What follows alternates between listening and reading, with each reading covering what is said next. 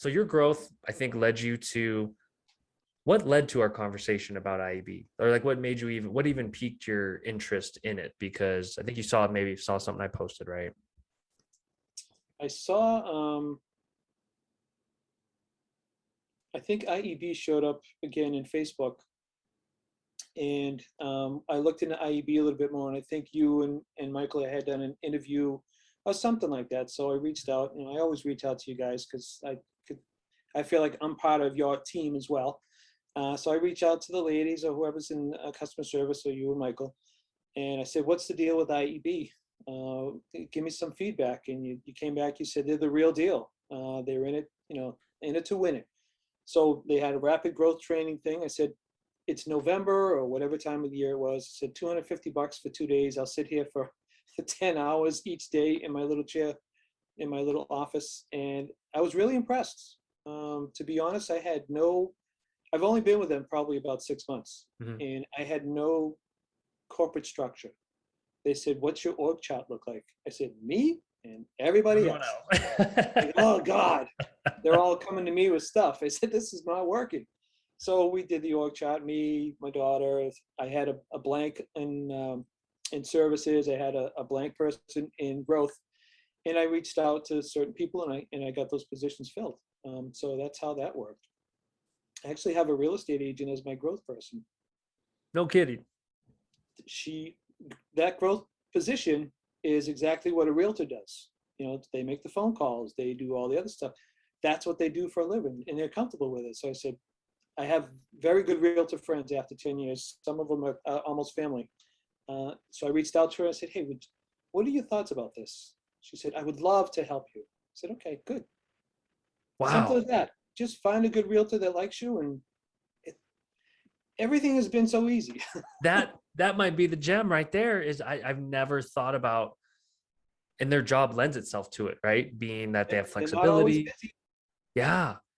Yeah. So I said, what's your schedule look like? She says, "Well, I work on, well, as you know, Thursdays, Fridays, Saturday, and Sunday. Mhm. Um, Write offers on Monday and Tuesday." I said, "Part-time, make a few phone calls, reach out to some of the local people. I want to make sure that when you call them, that you tell them that we're here to bring you value, not just pencils and tape measures and candy, business cards. I want to work with my real estate partners, my agent partners." So do you compensate hourly or per agents Well, that I come? asked her that. I said, "What do you want to do?" She goes, um, "I just put her on salary, 40 hours a week." She said minimum wage. I said, "That's cheap money. That's low money. Actually 20 hours a week part-time. Yeah, It's even less. So, what, $300 a week to make phone calls and just spread the word?" easy. Yeah, Yeah, that's easy. a All I need is ROI. Yeah, you don't even have to one track it. inspection. One contact from an office could pay for her for the year. And I imagine she can use the whole, hey, I'm an agent, I get it, I know what it's like. That just Yeah, seems like a layup, right? yeah, yeah. And she uses us as, well, she previously used us as the inspection company, so she's completely familiar with the software. She's familiar with the people that work for us. So it's been a really, really good relationship so far. So now that you have been exposed to IUB, everyone's vision usually grows tenfold. What are you thinking in terms of the future? My future. Before IEB, I thought five was the magic number. Five inspectors, and off we go, and I can just do whatever. Yeah. My vision now is to not inspect at all and just run the company. Mhm. Because 58, the knees hurt, the back hurts, the attics are getting smaller, the crawl spaces are getting smaller. Um, I'm looking at probably 20, 25 inspectors alone, and then having other people in the office. It depends on, yeah, you got something flying up there. Yeah, I It's a know. I got a kid fly. I flying. got a fly bugging me right now. It looks like a pterodactyl. Um, it's a monster. Depends on what the market is. So with our growth this year, even some of my inspectors have asked the question, "Do you think we're growing too fast?" So we're growing as fast as the market will allow. Mm. So one thing I had to do this year was get I had my growth person, but I also get a social media person.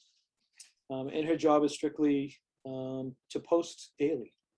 And she posts daily for us. We send her materials, take pictures, we'll take short Spectora videos, we'll do all kinds of stuff like that, and try to keep our face out there. But we're going to try to do every twice a month, hopefully have something with some value. You know, this is how you maintain your heating system. This is how you do this, how you do that. Short videos, because those other things are just fluff. They just remind you that we're out there. Yeah. We need to bring value. It's all about value. How did you find the social media person? Was that another kind of referral? That was my growth person. She knew him, another referral, so direct, you know, you can do like the 7 things to Kevin Bacon, whatever that is. Yeah. 7 degrees, 6 degrees, whatever. 7 degrees of Kevin. Everybody's directly related. So I use the people I know and I trust. What went into that decision? Because I know I'm a big fan of hiring social media in-house because I think no one's going to know it like someone within the company.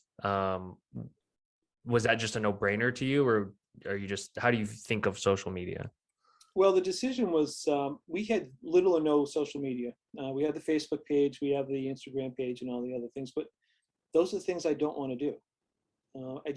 I don't have the time to do it. You know, that book, Who, Not How, which means, you know, who do you pick? You don't need to know how to do it. Just get somebody to do it for you, and they do it well. This lady, I interviewed her, and she loves to do this stuff. She loves marketing. She loves all that stuff. She had worked for an auto dealer, one of the bigger ones here in Massachusetts.